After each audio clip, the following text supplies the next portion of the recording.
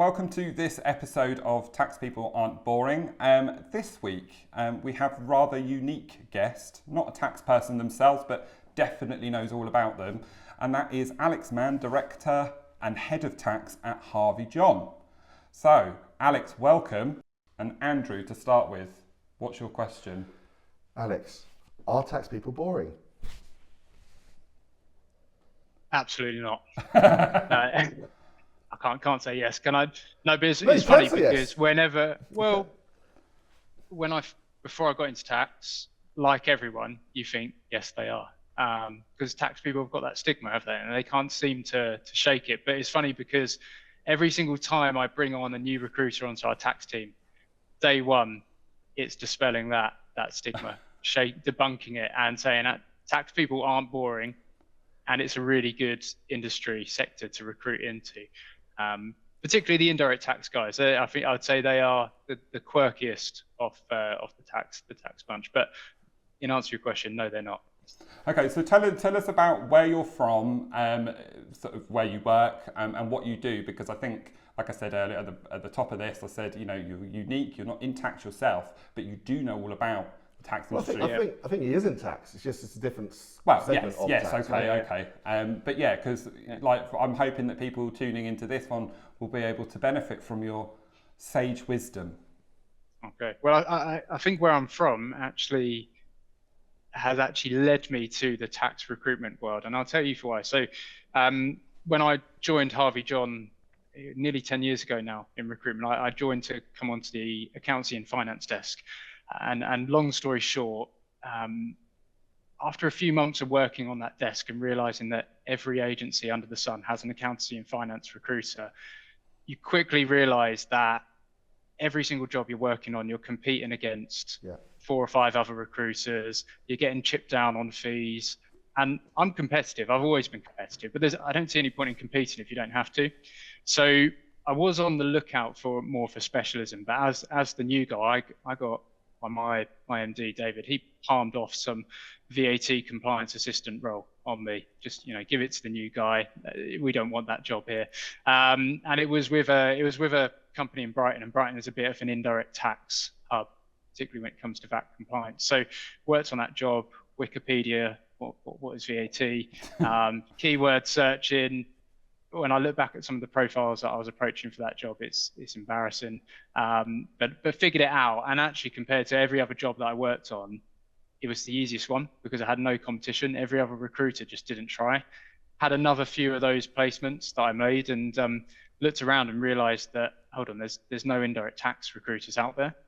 So Brighton, and this work comes back to where I'm from, Brighton being a bit of an indirect tax hub, I then got the opportunity to work with some of the other Brighton VAT compliance centres. There was one that we all know that was just starting off at the time. It had 3 people in the team, and we took them up to about 35 people before they started recruiting themselves. And then from there, I then realised that hold on, indirect tax skills in the UK, unlike accounting and finance, indirect tax skills in the UK, they're the same across all of Europe. So I don't just have to be working in Brighton or just working in the UK. I could go over to the Netherlands, I could go to Belgium, I could go to France, and it's the same everywhere. And all of my clients, they all like the same people. So it was really from that point that it was I always call it a serendipitous VAT compliance assistant vacancy. Filling that just led me on the path to then thinking, right, I'm going to focus solely on indirect tax. And then here we are today with a fully fledged tax team, recruiters across different disciplines. And if it wasn't for David palming that job off on me that he didn't want to work on. So I hope David's going to be listening to this afterwards, yeah? Well, he might take it away from you. He may go, actually, this sounded easy. So to go from A to B, I say B, it's wherever you want to call it, right now, that pathway, that journey has required a lot from you, increasing your knowledge and finding out about different things. But what's your learning curve been like? How do you go from that relative lack of knowledge to what you know now? How do you continuously learn? Continuous learning, yeah. So what did that look like? So for me, I guess the other problem with or challenge that you face when you start a brand new division from scratch, and also as such an inexperienced recruiter. You don't have anyone else in the business to tell you, yeah, indirect tax means this. This is the difference between compliance and advisory. Yeah. These are the difference. That they might be called a VAT manager there, but a VAT manager in a FTSE 100 gets paid 2 or 3 times the amount that they get. You don't get anyone who tells you that. So for me, the learning curve was quite long and a lot of trial and error, but just talking to everybody. And I found it really useful. There's a lot of faking it till you make it, I think. I was having this conversation earlier on today. But I would get candidates to say back to me what they were doing on a day-to-day basis, because then from that, I could then learn the lingo. I could learn how tax people talk. And then on my next call, I could then regurgitate that information and instantly sound more credible. So there was a good few years of really just doing that. But then from that, you end up just learning so much. And one of the angles that we try to take as recruiters, particularly we're very keen on content and getting good content out, is that we feel that all recruiters have a very unique vantage point to their markets. As recruiters, you speak to hundreds or thousands of professionals in your market every single year, and you hear absolutely everything. You hear who are the best people to work for, who are the worst people to work for. We hear when companies are going to go public, when we shouldn't. There's so many things that we hear about, and a lot of it, we can take to the market to help people benefit their careers or their hiring, their decision making, essentially. So we always say that we're not. Yeah. Well, exactly. This is a really interesting point, actually, because I'm a massive advocate for the stuff that you guys produce at Harvey John, because I think you don't just sort of stick within your lane when it comes to producing content focused about trying to get new candidates in or trying to recruit new businesses that are looking to fill roles. I think you actually put out some incredible industry insights that anybody, whether or not they're looking for a new role or not, would benefit from. But that really does align with what you've said, because I think everything that I see really sort of looks like, oh, okay, well, we've learned something now. Let's tell other people about it. How well received is that content you put out? For me, I quickly learned that everybody always talks about recruitment is sales, and that those are always the two skills that are kind of paired together. But I feel that recruitment is marketing. It is still sales, but I very quickly learned that if you can give content back to people, then you can very quickly build a brand. And I think the other thing is that as well, as a recruiter, you might make, depending on the grade that you recruit for, you might make 20, 30, 40 placements a year, right? So that the people that you're directly benefiting will only be, say, 20, 30, 40 candidates and 20, 30 or 40 clients, maybe less than that if you're working with one client on multiple roles. So then my thought process, how can you benefit more people through little touch points, whether it's content, whether it's, the WhatsApp groups that we set up for, and I just sit silent in the background and let all these VAT professionals talk amongst themselves. So all these different things, how can we use our position as, and I call us the outsiders with the inside knowledge. We're not insiders to the industry. Ask me how to file a VAT return, I have no idea. But if you ask me about the VAT profession, I probably know more than most VAT professionals. Yeah. So how can we use our knowledge to benefit all of these people within the profession? What we have access to knowledge and insights that they don't have, and that can help people find the right career. It can also help hiring managers find the right people. Even if we're not working with them, they might use our salary guides. They might use our observations on the market to improve their own recruitment process. So that's I mean, some of the stuff you put out, and Andrew quite often has written and talks about this a lot around tax technology and tax technologists as a profession. Yeah. You seem to sort of lead on that in terms of what you think the definitions are, but you've said then just sort of, the way that you kind of profile, you speak to one candidate and find out about, what they do on a day-to-day basis, and then you're talking about tax technologists. Are there any common sort of like boilerplate, job profiles that you've noticed, the standard characteristics, I suppose, from role to role, or is it a case that every job is very different? I think in the traditional tax roles, the job profiles are pretty much cut out, and they're quite black and white. Whereas when it comes to tax technology, even as recruiters, it's a minefield, because every single year this landscape is just expanding, and all of these, and it's moving so quickly, and there's all these new skill sets just coming into the fold that are then all of a sudden in demand. And you don't, as recruiters, you might not have a track record in placing a lot of people into that field. So, if it's an SAP type role, then you would, that's bread and butter now. But I remember when Alteryx first came onto the scene, and then you've got to figure out, okay, what's this, and so on, who are the right people to speak to. And now Alteryx is pretty common, right? And so we've got that template and that blueprint, but every single year something new is coming out. We put out something recently, you might have seen, like with the Lego characters and the tax technology spectrum. We did. It will probably be next year or the year after that where that needs to be updated, and new sort of profiles needed to be added onto that. So the tax technology market definitely is throwing like a spanner in the works, but it's also good for us because it's where hiring managers really struggle to navigate themselves.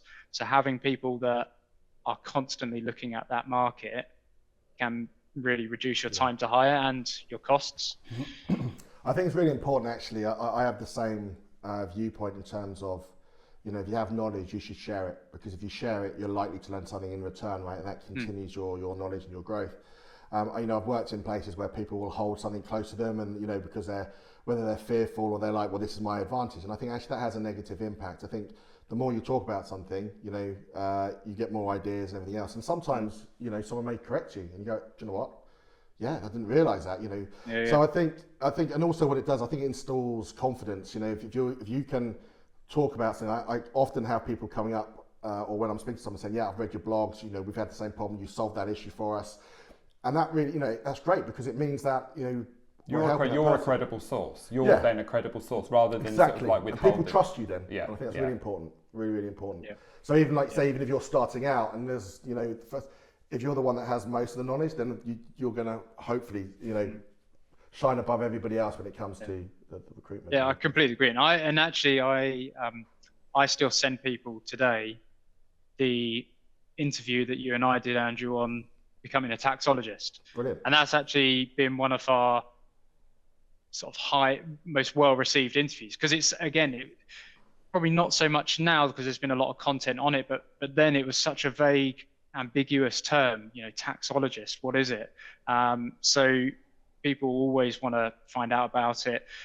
The junior tax guys coming up through the scene who are kind of just understanding they need to adapt their careers to technology. It's all content that they find very valuable as well to get that introduction. So this is another point really then. So how many of those roles typically exist as kind of solo acts, or do you tend to get teams of them? Like tax technology, for example, are you likely to have multiple tax technologists in one organisation? I mean, I'm gathering it's size dependent. The lucky organisations, you've got a split, because you've got some tax leaders either through their own hard work and efforts who have done a really good job at building a great business case to get investment into tax, and they can have a very progressive tax team. We like working with them. But equally, you've got other tax leaders who, through no fault of their own, just cannot get the business to buy into modernising the tax function. And then you've got some tax leaders that are also not progressive at all themselves, and maybe they're quite old school and they take the "we've always done it this way" approach. So across the market, you've got some businesses, you've got like the Amazons, who they probably have just as many tax technologists as the big four. But then you've got other companies that are looking for, they've got one hire, one shot, and they've got to get it right. And then you've got other businesses that 5 years time, 10 years time, they still probably won't have anybody. No, this is kind of the point that I was leading to really with that question, is that if you get people in what is essentially quite a niche profession, albeit like a widespread one, an increasing one these days. When you're in role, where do you go to find out what's right? Like, where do you go to find out if what you're going through is the same as other people, or Actually, that's definitely. I'd always, when people start bringing in-house tax technologists, I always feel that they may be, as soon as that they take that job on, they start to stagnate, because they're taking the knowledge in. It's only one company, whereas we always have the benefit of working with loads of clients. So we're seeing all the issues, all the new changes. Yeah. How would someone who has taken a role on in tax technology stay abreast of everything? What's your advice in that area? So I would say, certainly in the current climate where there is still not a huge investment to in-house tax tech roles, that's where everybody ultimately wants to be, even though you've as you've identified, there's flaws in it. But being in the tax software houses or the consultancy firms, I think is currently the best place to be for people to learn, because most of the times, like with you guys, with your team, you're technology agnostic, right? So you might have certain tools and systems that you prefer, but you'll treat on a client by client basis, and that's the same with some other teams, various other teams. And so with that, you have a much better platform to stay abreast of the changes, and also as an up and coming tax technologist, find where your skill sets lie the best. It might be that technology is not for you, but data is, or it might be that neither tax technology or data are your thing, but you can work on some of the peripheral roles around technology, like research and content. So I think being in either the consultancy firms or the tax software houses, tax technology boutiques, it's a really great place to find yourself. Yeah. Whereas when you go in-house, you're stuck to what their you know. ERP system. And that way of thinking. I think it's like that age-old argument, isn't it? I mean, like I've said it before in this podcast, I work in marketing, but I'm an in-house, and lots of professions are in-house. But the moment you're part of an agency or a consultancy, then you're exposed to lots of different types of ways of working, and invariably you can identify trends at that point. So you have to work twice as hard to get half the amount of additional knowledge being in-house, and making sure that you're exposed and receptive to new stuff. And again, I think that's probably why I'm plugging it back to the content that you guys produce, because I think that's one of those tools and resources that does just that. Yeah, I think the other thing to mention is not also the type of business, but it's also the size. The Big Four, for example, will have its pros and cons, but and the types of exposure that you can get there. But equally, a lot of people overlook being with the smaller businesses, where you wear multiple different hats, and it's really hands-on, and you have to get stuck in all these different areas, and you don't. Whereas the Big Four, if something doesn't fall into your specialism, it's moved on to the next guy. Yeah, so you be your blinkers on. Yeah, and when you wear multiple different hats, you learn so much more. You get so much exposure. It's like, even with my role, right? I work for a small boutique recruitment firm. If I worked for a FTSE 100 recruitment firm, my job would be very different. I would probably be very different as a recruiter, because I wouldn't have been exposed to as much. So it's the same when it comes to tax tech. And you've said this before, Andrew, being able to, tax is one of those things that touches every area of the business. So you have to be able to look at things holistically. And if you're kind of kept in a narrow lane, then invariably you lose that view. And you have to be able to talk. I mean, I think a lot of tax departments don't necessarily do very well is that they don't communicate with the rest of the business. They need to be talking to the BAU, the business as usual guys, to make sure they're processing data in the right way. Do they have any questions around tax? Checking that they're actually following, the tax policy that's supposedly written, right? And also working with the IT guys to make sure that they're not buying some new invoice scanning tool that has no tax features, and all the automation they've just spent a whole fortune on gets sort of like chucked out the window because some bright spark thought that this product is going to save all the problems, and they never spoke to the tax department. So you have to have that mindset. Okay, so here's another question for you based on what Andrew's just said. How many roles that you recruit for are born out of need, and how many are immediate need, and how many are born out of future proofing, or there's piece of legislation? How do people react, or are they proactive? So how many come to you after they've been fined 10 million euros for non-compliance? It's pretty much on need rather than future proofing. I don't know. I've got blinkers on when it comes to tax, so I can't speak for other disciplines. But I'd say in general, hiring managers are all pretty crap at future proofing. They focus on now, and so with tax, it's when there is a problem and it's imminent. That's certainly when we're called in anyway, because we're often called in for a quick, effective solution. If there's, it's a nice to have hire, that might be when you get internal recruitment sort of looking at it, taking 6 months or a year to fill a job. But we come in when it's urgent. So admittedly, a lot of the roles we hear is when it's an immediate need. And you're the big guns. You're the big guns that get brought in as superheroes, basically, to sort everything out. Yeah, I think that is the sad case. If you're tax. I think one of the things that I'm trying to build is the ability for tax departments to track all the good things they do, all the bad things that are going on. So they have this complete, order or this evidence file that they can then use as a business case to then start getting funding to correct or automate or to have the right processes put in place. And I think there's still that I think indirect tax is still just seen as a pass-through cost. It doesn't actually cost the business anything. But I was talking to someone recently because we've just launched a product around master data cleanup, and it was to do with this particular company said, yeah, we need to make sure our VAT numbers are correct, and when the e-invoicing comes in place, I'm not so worried about, for this particular country, I'm not so worried about the VAT number being correct because there's no, I can send the invoice out at the moment and then, if I don't have the right VAT number at all, they'll still pay it. But when the e-invoicing comes in, they're going to have that, identification on. And he said the problem would be that if I send the invoice out because I'm still compliant, someone's going to call up. They're going to say the invoice is incorrect. It's going to be like 20 minutes on the call. That's then going to have to go to someone else. They're then going to have to update the system. That's going to have to be checked to make sure it's updated. And it's the whole cycle.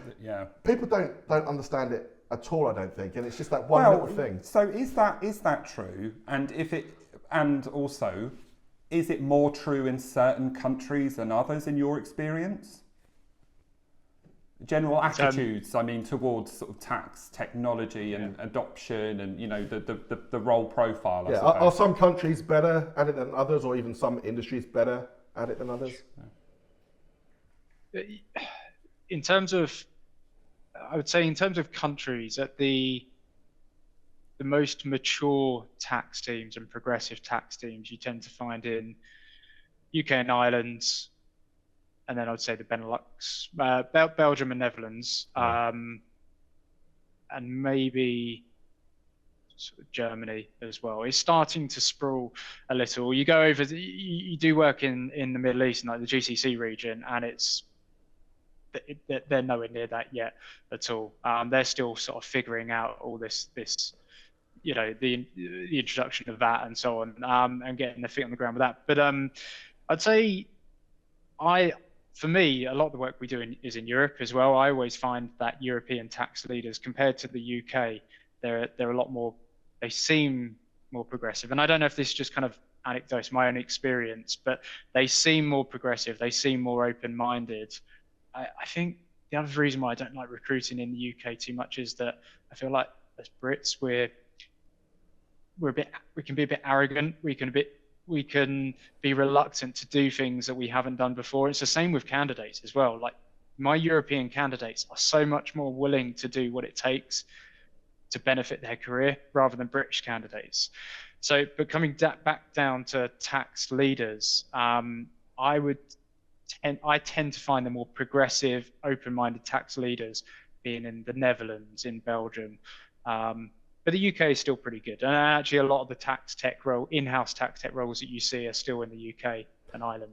Yeah, actually I think the Netherlands, is one of the few countries that really has some great, education, university degrees around tax. And I think it's something that, other countries are missing out on because it's such a key skill. And I think, there's so many, guys from the Netherlands in senior tax roles around the world as well. And I think it's a great skill. They're really good. The Dutch universities are really, really good. And there's actually, I was chatting to a colleague earlier on, I won't mention his name because I don't want to embarrass him, but the one guy that I know who's in the Big Four, he did an international tax law degree. Then he did a master's in computer science. And I spoke to him when he was a graduate, and he was asking for advice and, a tax career and tax technology. And I said, get yourself in the Big Four for now.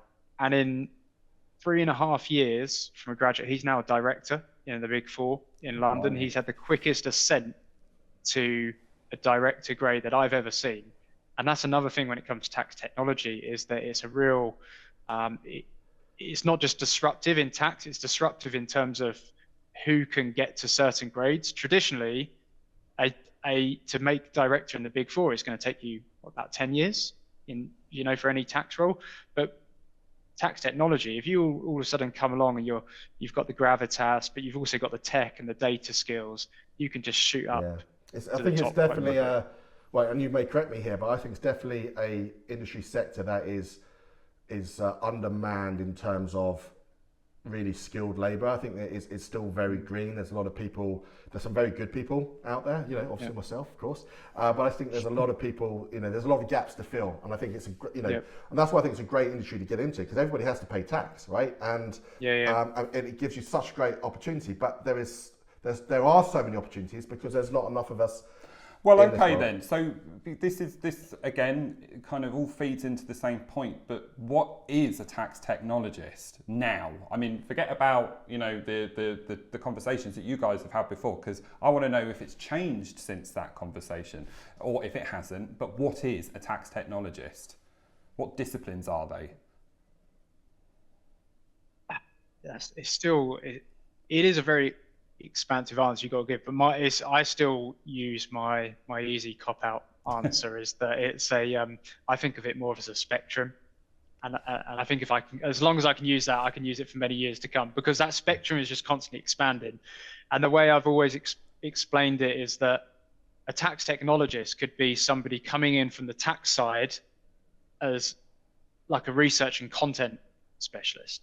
But a tax technologist could also be somebody coming in from that engineering systems side who's learning tax, and they're a developer or working in implementation. Then you've got the guys in the middle and across the spectrum.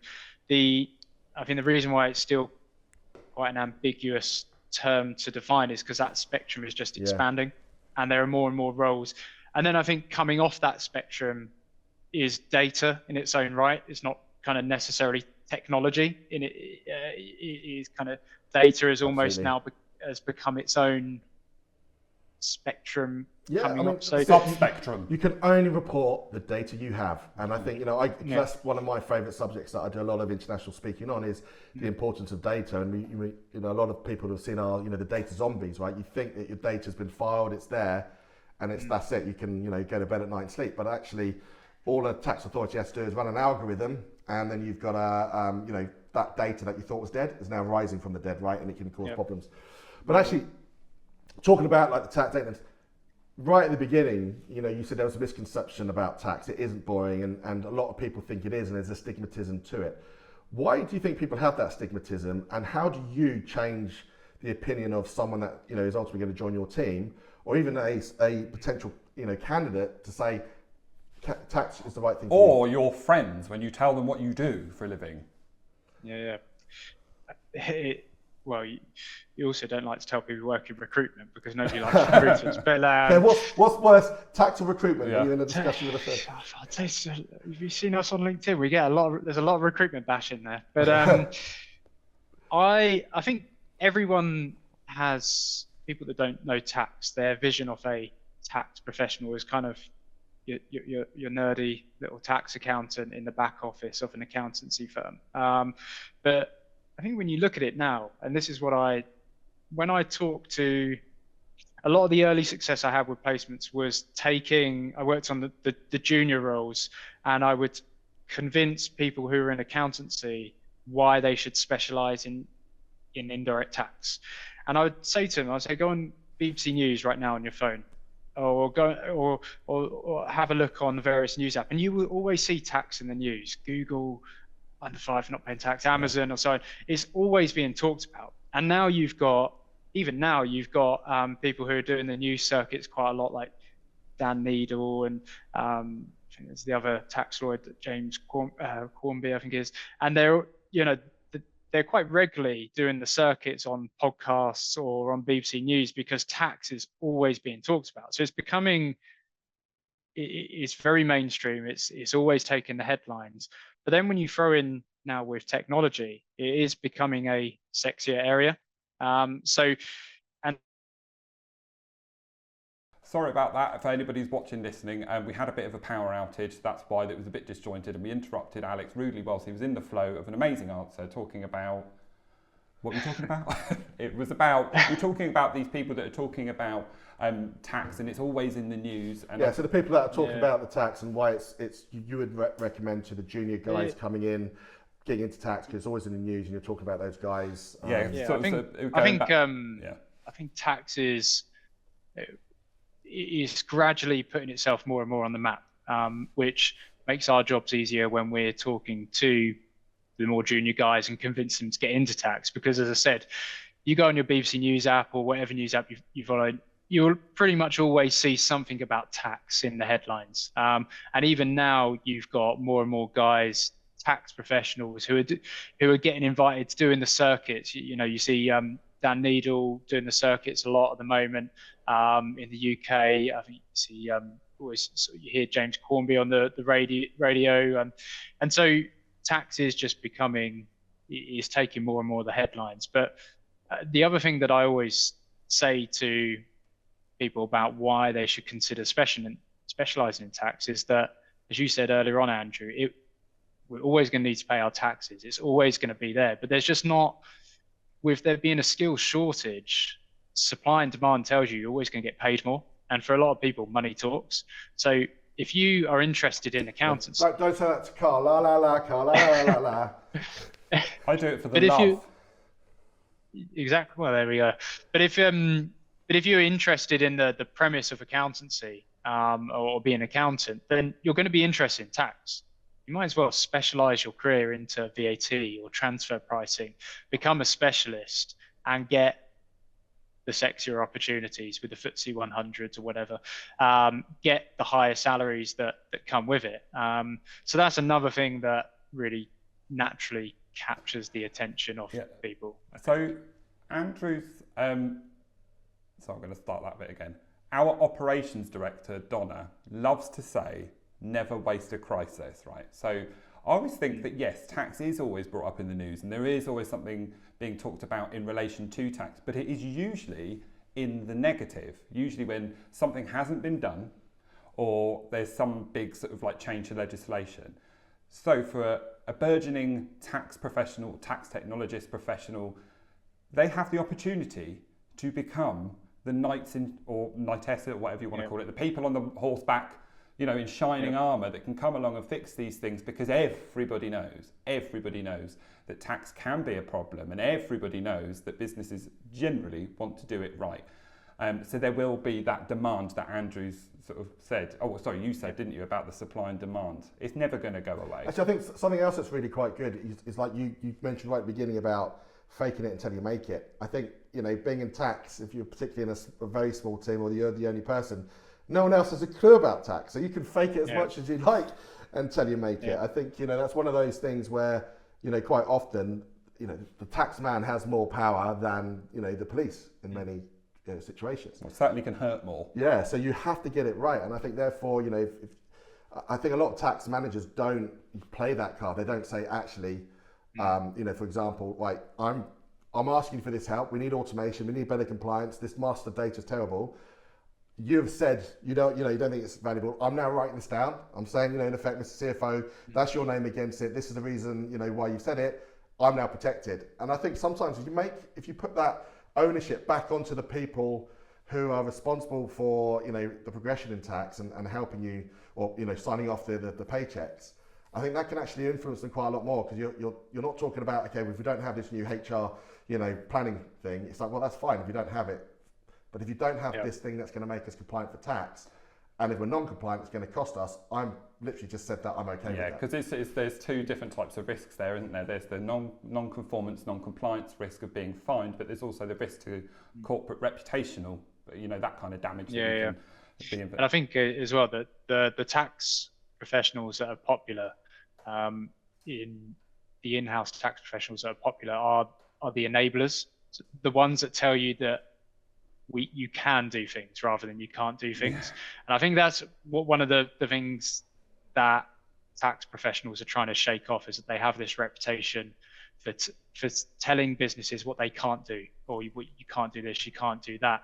But you use them correctly, they are there to tell you what you can do and look at other areas. So I think that the other thing that is becoming more present in the tax profession now is that there are more and more great influencers who they know.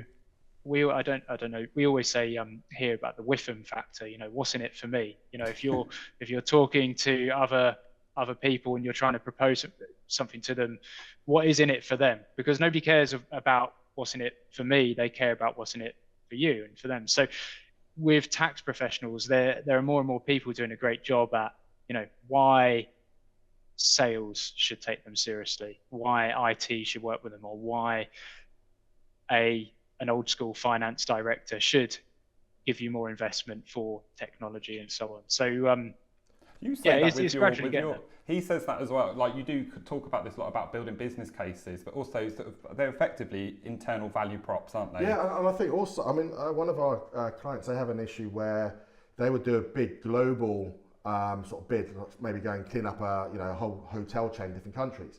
So the sales guys do this massive multi-million-dollar deal as a 5% markup, for example.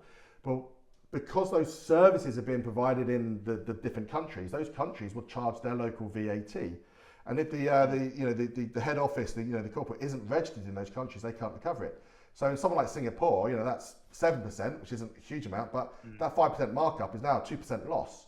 So actually, if the sales guy is still getting his money, he may not care. But if that impacts, his commission or along those lines, or certainly it's impacting the company, that's the type of thing where it's like, actually, guys, we may have been selling all this stuff, but it's been costing us money because we didn't take this into consideration seriously enough. And I think, it's really, really important. Sorry, this is a little bit off piece. I've just noticed one of the questions that Andrew's put down for you, and I think it's quite a good one, actually. Do you mind if I ask? Go ahead. As a child, what did you think would be awesome about being an adult but isn't? Sorry, I know that's a little bit tangential, but let's roll with it. What do I think about? Like shaving. Oh, that's not awesome. No, exactly. I think when you were a kid, you're like, yeah, I could shave, and then you're like, no, I don't want to shave. Well, I think I look at it through the lens now of my son, Isaac, who's 3, and I remember as you get older, you think about all this freedom and autonomy that you're going to have as an adult, but just being a kid, just like, I look at the life that they have, where they just don't. They've got somebody full time just watching over them, preparing everything for them. Yeah.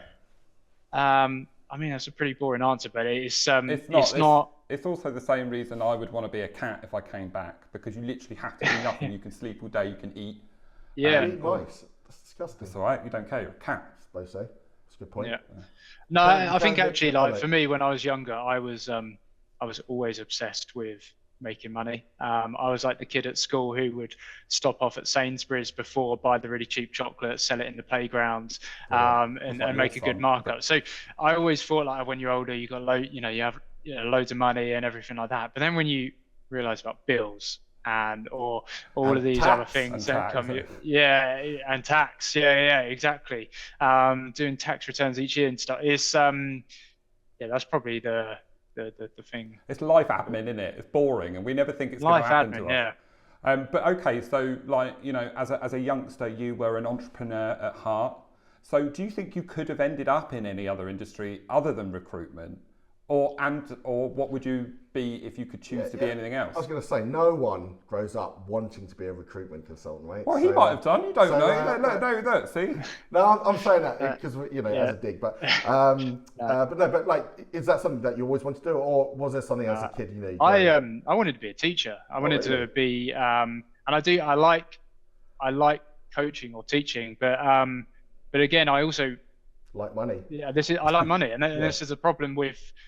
Not to get off on another rant, but it's a problem with our education system. It's the most important job in our society. They look after our kids when we're not there, and just don't get paid enough. So I looked away from that. And when I was at uni, I still didn't really know what I wanted to do. And I did an internship with a FTSE 20, so a FTSE 20 company, and I didn't know what to do, so I just went into HR, and it was just to see how everything works. And the thing that I saw when I was there is that it was really quickly apparent in a 10-week internship that it doesn't matter how good you are at your job, navigating upwards in that corporate environment is based on who you know. And I noticed that massively in rugby, because I didn't go to a private school, I went to a state school, and I saw the opportunities that those who went to private school got when it came to rugby that didn't come my way. And I didn't want that for my career. So I immediately thought I need to get in something meritocratic. And I've always been interested in sales, but I don't think I'm the type of guy who would, door-to-door sales doesn't really excite me. A product doesn't really excite me. I'm quite personable. So recruitment was actually something that I found and then started actively looking into. So I kind of fell into it like everybody else, but there was a point when I was actively focused on recruitment because it was a good balance between sales, but not, Jordan Belfort, Wolf of Wall Street sort of vibe. Yeah. I think it's that phrase I use is, who you know will get you there, what you know will keep you there. Yeah. But I think, I think what you've said probably felt there's a lot of parallels between, like, my colleagues that work in our sales team, where, we're selling services mainly, and it's about trying to create those or devise solutions. So you're really having to get to grips with, like, a client's demands and needs, and then putting something together that is going to fulfill those demands and needs. And I don't think that you can always get that from a sales role, but you certainly can when you're selling services, and also when you're having to relate and do the in-depth stuff that you get to do in recruitment. And also kind of gives you the knowledge that some people, even in the industry, don't have themselves. Like, I'm talking about tax people, as we've said. Yeah, absolutely. I completely agree. So we're coming to the end of the podcast session now, you'll be pleased to know. But before we sign off, Andrew, if you've got another question that you want to fling Alex's way, and I'd like it to be stupid, please. Yeah, but what happens if I don't have a question? You can't ask me a question if I've got a question. He's got about 1 billion questions These down. are all tax questions. You told me that's boring. All right, I've got a question then. But being a father of a 3-year-old boy, you should know the answer to this. What are cooler, dinosaurs or dragons? They're the same thing. What do you mean they're the same thing? Dinosaurs, you said, yeah? Hands down. And what blows my mind is how much kids know about dinosaurs. Yeah. I did as a kid, yeah. They can just reel off every dinosaur, every name. It's mental. But they won't listen to you if you're calling them to, come pick something up or whatever. But they can know every name of a dinosaur. Do you know what? I wonder if it's because because they don't exist anymore. So they have to use their imagination. It has to be something that's... Well, you could say that about a dragon, but I think it's because you get to go around going, ah! Which means dragons never existed in the first place. They did, Andrew. Did they? Yeah. You sure? No. Well, I do have a question then. The last question then for you. What is something that everybody looks stupid doing? Podcast. I'm joking. No, that's not a fair shout. It's like something like only 1% of podcast series are more than 3 or 4. I think so many people start them. Yeah. And then they either. I dip in and out. I look at the names who's I listen to Diary CEO or whatever, but I can't listen to all of them. I dip in and out. But I'll tell you what some people look stupid for. And I saw it last week when I was running along the promenade in Brighton, and there was a woman who had her camera propped up, and she was just obviously doing something for TikTok. And just this, and it's when you see it from the other side, not off the screen, it just looks so ridiculous. I just can't understand why people care enough. It's cringy, I don't get it. And that has got to be one of the worst things about the current world we live in. That is the what kids listen to now. Doesn't matter whether it's factual or not. TikTok's a video platform, so he doesn't know.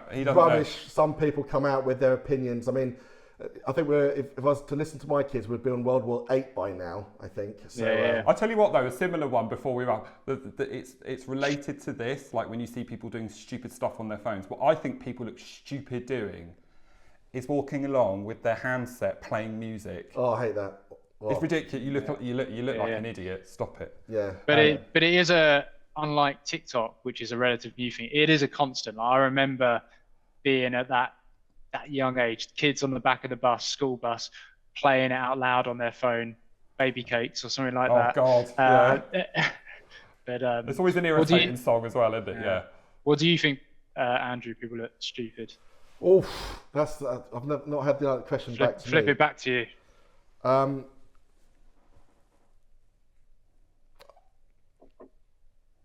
I don't get out much these days. I must look at people and go, what the Do you hell? know what? Do you know what it is? My daughter, every single photo, it's like this. Oh, fish lips. It's the fish lips. I think that's particularly when girls are taking photos and they try and get their face and everything into like this is my best picture face, and it's like, oh my God, what are you doing? I never really understand that anyway, because I think, like, why do you try to make yourself look different than you are? Because surely it's going to be a disappointment. It's setting up for disappointment. Yeah. I accepted that I was a disappointment a long time ago. So well, that's a really good note to end that on. So thank you for joining us, Alex, and for providing all of your wisdom and insight. We're gonna put some links to your website and to your LinkedIn feed as well. WhatsApp groups, everything else. Yeah, all of that sort of stuff. Yeah, so I would recommend anybody listening or watching to go and check that out. So thank you, Alex. Cheers, Thanks for having me on. Cheers. Bye.